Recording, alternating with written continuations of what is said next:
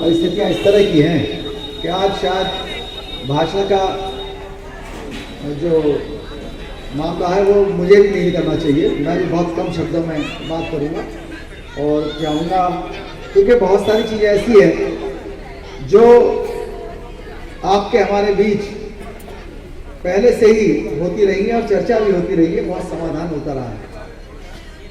आज एक लंबे समय के बाद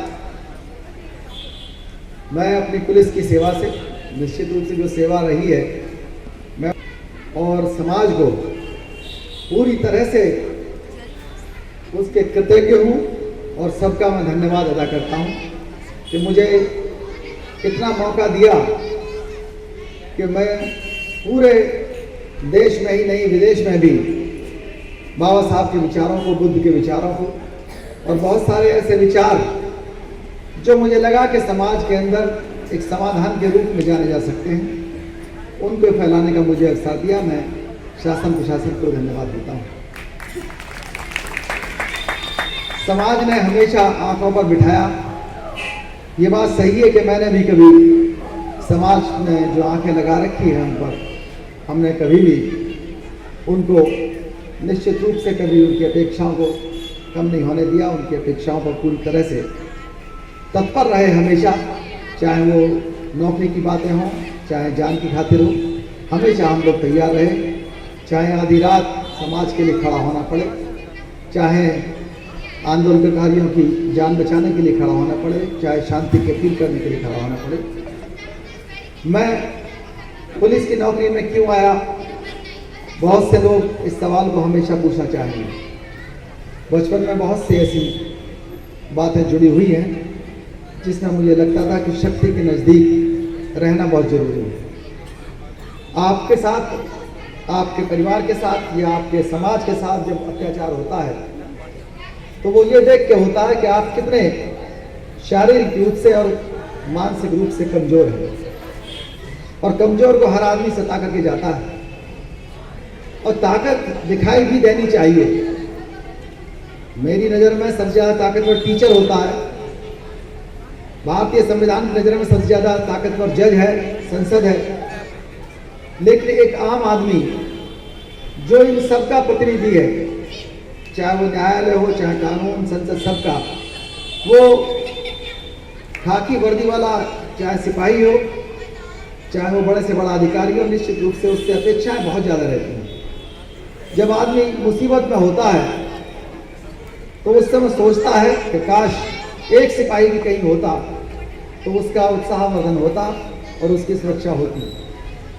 तो ये आकर्षण था। फिर पिताजी डॉक्टर देवी सिंह अशोक, उन्होंने प्रेरणा दी परिवार के अंदर। मेरे परिवार ने मेरे विकास में बहुत योगदान दिया।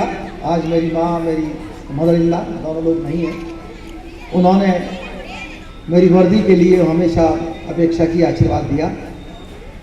पिता को बहुत ज़्यादा खुशी होती है। मेरे फादर इन लॉ हैं, वो आए हुए लेकिन कार्यक्रम में स्वास्थ्य की वजह से नहीं आ पाए और वो लोग बहुत खुश हुए हमेशा।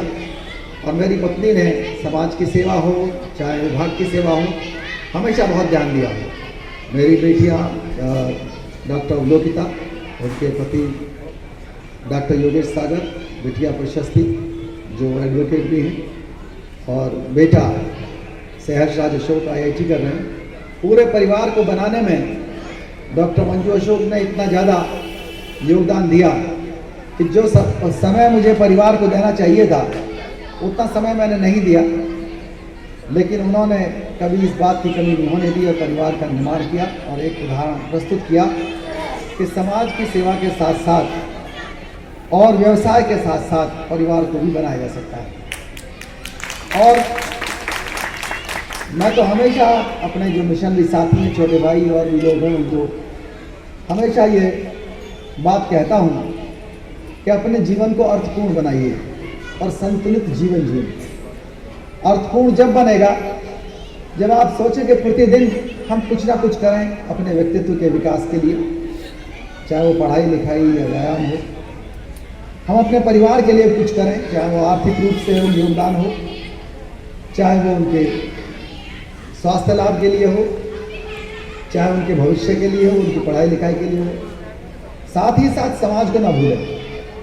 हमने पे बैक टू सोसाइटी के सिद्धांत को पे बैक टू फैमिली से जोड़ा, ताकि कहीं भी किसी भी समाज, किसी भी समुदाय के अंदर महिलाओं को, बच्चों को कभी भी ऐसी स्थिति का सामना ना करना पड़े कि वो हमेशा कानून की शरण ढूंढें।